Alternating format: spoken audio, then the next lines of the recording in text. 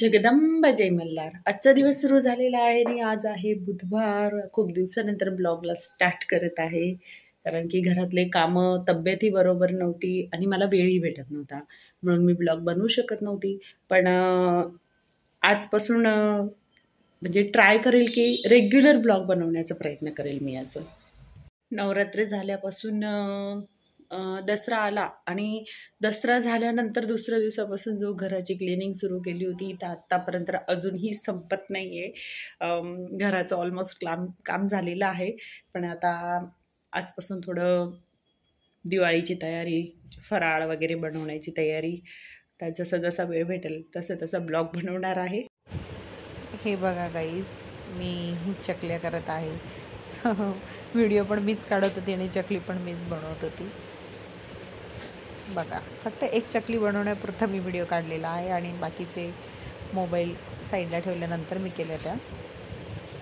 पण चकल्यांचं प्रमाण छान होतं म्हणून छान आलं आहेत.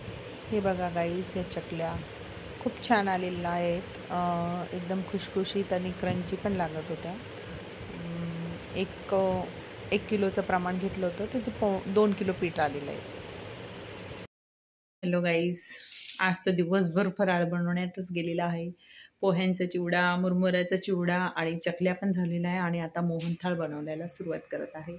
आता मोहनथाळाची प्रोसेस सुरुवात केलेली आहे. बघा, हे 1 किलो पीठ आहे. याला मी 5-6 चम्मच तूप टाकलेलं आहे आणि थोडं दूध गरम करून मोहन दिलेल्या त्याला गाळून भाजण्याला सुरुवात करत आहे. पहिले 1 किलो मोहनथाळ बनवून बघते, जर सक्सेसफुल झाला तर मग अजून 1 किलो बनवेल. चला, फायनली मोहनथाळ झालेला आहे. हा 1 किलोचा मोहनथाळ केला होता. बाहेर विचारलं तर 200 रुपये मजुरी सांगितली आणि तूप पण जास्त सांगितलं.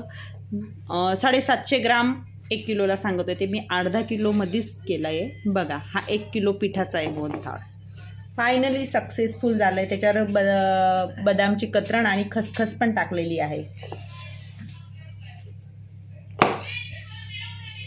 हॅलो गाईज, फायनली आज 50% फराळाचं झालेलं आहे. आता बाकीचं फराळाचं मी उद्या करणार आहे. आज दिवसभर किचनमध्येच होते. तुम्हाला जर माझा ब्लॉग आवडला तर लाईक करा, शेअर करा आणि सबस्क्राईब करा. पुन्हा भेटूया. Bye, good night.